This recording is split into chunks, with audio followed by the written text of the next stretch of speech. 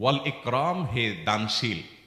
তাহলে প্রথম বাক্যে আল্লাহর বড়ত্বের কথা স্বীকৃতি দিয়ে প্রশংসা করা হয়, আর দ্বিতীয় বাক্যে হে দানশীল বলে আল্লাহ তাআলার কাছ থেকে চাওয়া হয় যে আপনি যেহেতু দানশীল এবং আপনি যদি মহান, অতএব আপনি আমাকে দান করেন।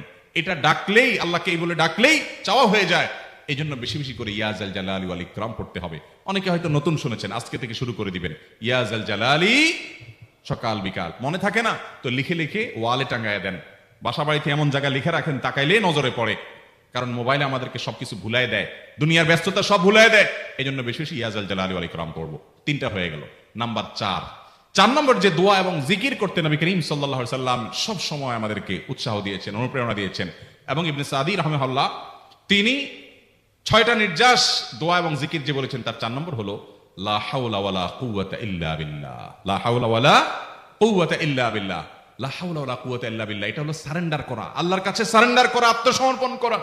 মানে আল্লাহ ছাড়া কোনো ভালো কাজ করার ক্ষমতা কারোর নাই, করার তৌফিক দেওয়ার ক্ষমতা কারোর নাই, আর পাপ থেকে বাঁচানোরও ক্ষমতা কারণ নাই। এই জন্য আমি কেমন যেন আল্লাহর কাছে সারেন্ডার করছেন, লা হাওলা ওয়ালা কুওয়াতা ইল্লা বিল্লাহ।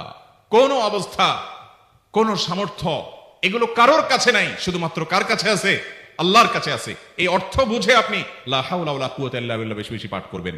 নবী করিম সাল্লাল্লাহু আলাইহি সাল্লাম বলেছেন, তোমাদেরকে কি আমি জান্নাতের একটা ভান্ডারের খবর দিব, যেটা জান্নাতের ভান্ডার, সওয়াব টওয়াব না, সাধারণ অল্প স্বল্প সওয়াব না, পুরো জান্নাতের ভান্ডারের সন্ধান দিয়ে দিব। সাহাবা ইকরাম তো চাইতেনই সেটা। নবীজি সাল্লাল্লাহু আলাইহি সাল্লাম তখন বলেছেন যে লা হাওলা ওয়ালা কুওয়াতা ইল্লা বিল্লাহ, এটা হলো কানজুম মিন কুনুজিল জান্নাহ, জান্নাতের ভান্ডার সমূহের মধ্যে থেকে একটা বড় ভান্ডার হলো লা হাওলা ওয়ালা কুওয়াতা ইল্লা বিল্লাহ। অতএব এই আমলটা বেশি বেশি করবেন। 4 নম্বর আমল হয়ে গেল।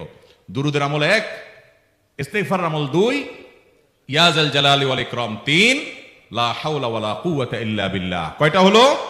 4। 5 নম্বর আমল হলো দোয়া ইউনুস। দোয়া ইউনুস জানা আছে তো?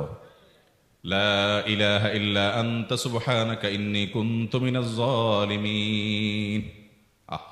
ভাইরা আমার, অর্থের দিকে তাকায়া মাঝে মধ্যে মোবাইল টোবাইল সব ফালায় রেখে একটু আল্লাহর সাথে কথা বলবেন, আল্লাহর সাথে একটু কানেক্টেড হওয়ার চেষ্টা করবেন, আল্লাহর সাথে একটু সংযুক্ত হওয়ার চেষ্টা করবেন। ডিসকানেক্টেড তো পুরো লাইফটা কাটাই দিলেন, একটু কানেক্টেড হওয়ার চেষ্টা করেন।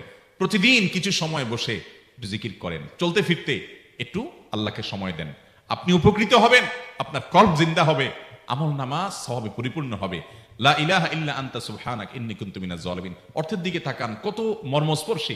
লা ইলাহা ইল্লা আনতা, আল্লাহ আপনি ছাড়া কোনো সত্যিকারের মাহবুদ নাই, উপাস্য নাই। সুবহান